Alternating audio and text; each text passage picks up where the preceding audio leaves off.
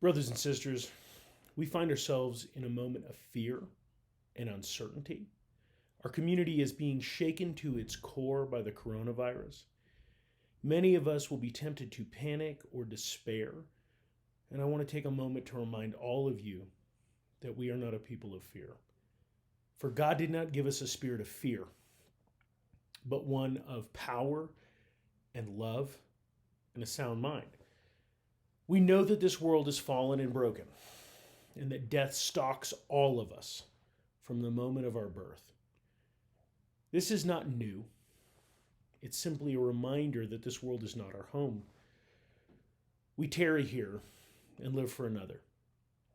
As a community of believers, we must strive to live lives that point to our faith in Christ and the sovereignty of God over all things, even this disease.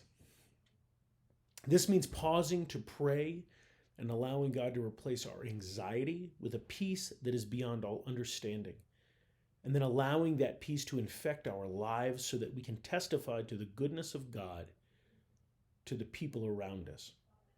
Brothers and sisters, we should be a rock in the midst of this storm.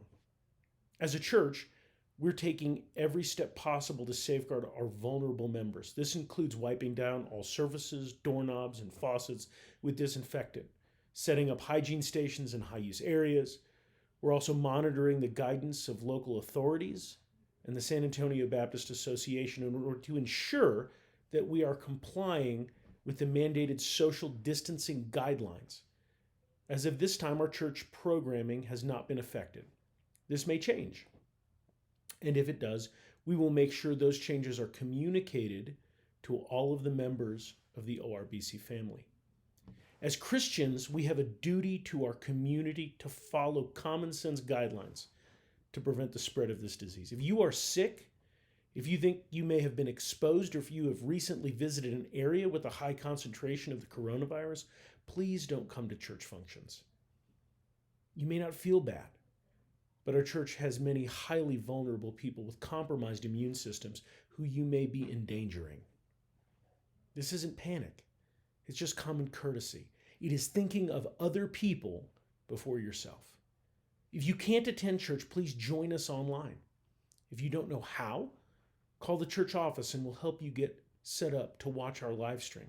If you decide to attend church functions, please wash your hands before coming into the sanctuary.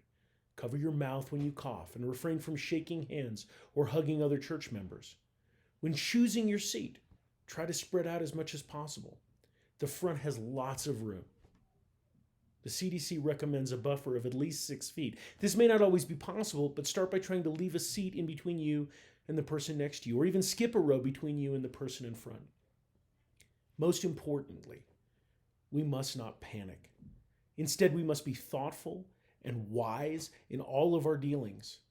By all means, buy appropriate supplies to safeguard your families. But remember, there is a limited supply of critical items, and if you take more than you should, many will not have what they need. This is not the first dangerous disease that Christians have faced. During the time of plague, as men and women died around him, Martin Luther preached that in a crisis, we must remember our service to the community. We are not people who flee from need. We are people who live with compassion for those around us, even if that compassion costs us. Let's use this time of crisis to live out the gospel when it matters most. If there's someone who is in need, help them. If you have elderly around you, offer to go to the store for them. If there are people who can't get food, share with them. Be the hands and the feet of Jesus, because our city needs him now more than ever.